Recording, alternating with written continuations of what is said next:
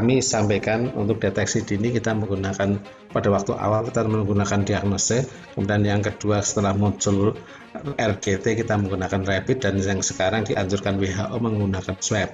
Yang kedua yang menggunakan rapid ini kami sudah merapid sebesar 27.345 atau 2,1 penduduk di Kebumen sudah dirapid, dan besok tanggal 11 kita akan merapid lagi 6.000 sehingga kita akan mencapai 2,5% penduduk Kebumen dirapid.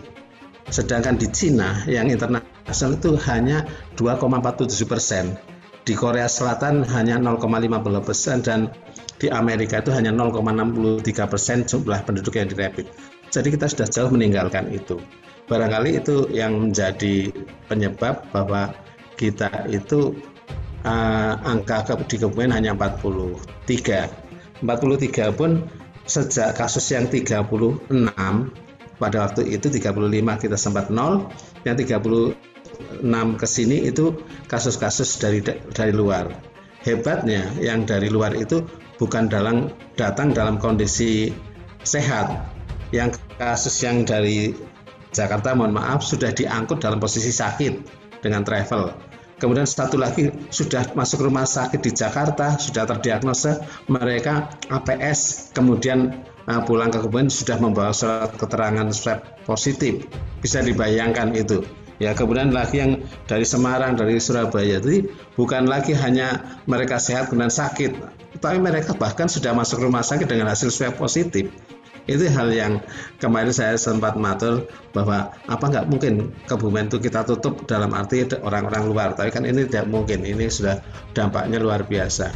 Sehingga artinya saya sampaikan bahwa upaya untuk mendeteksi dini untuk memutus rantai penularan sudah berjalan dengan sesuai dengan kaidah atau sesuai dengan rute yang benar. Itu yang kami sampaikan.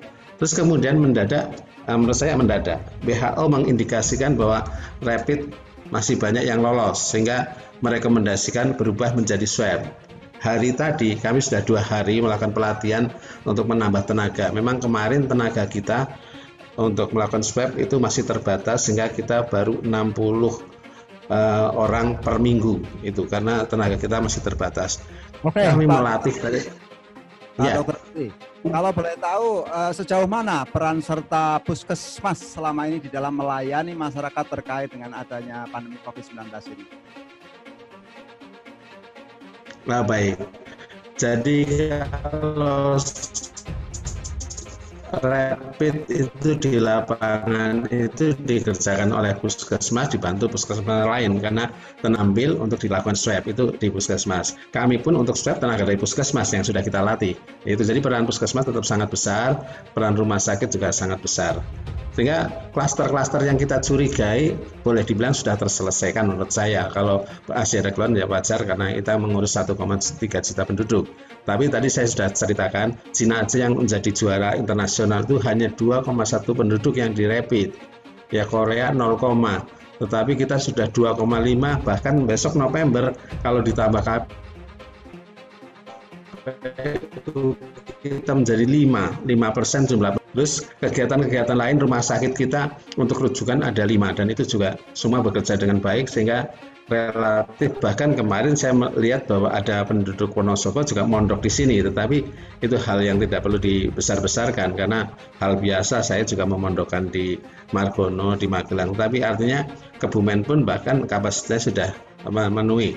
Ya, pernah kita sampaikan bahwa memang pada waktu itu kita sempat sebelum kurvanya turun kita sempat menyiapkan rumah sakit darurat, tetapi juga pada waktu itu juga hanya dipakai satu angkatan yaitu alumni dari Goa, dari subklaster Goa. Sudah itu tidak pernah ada isi. Oke, terima kasih. Itu juga.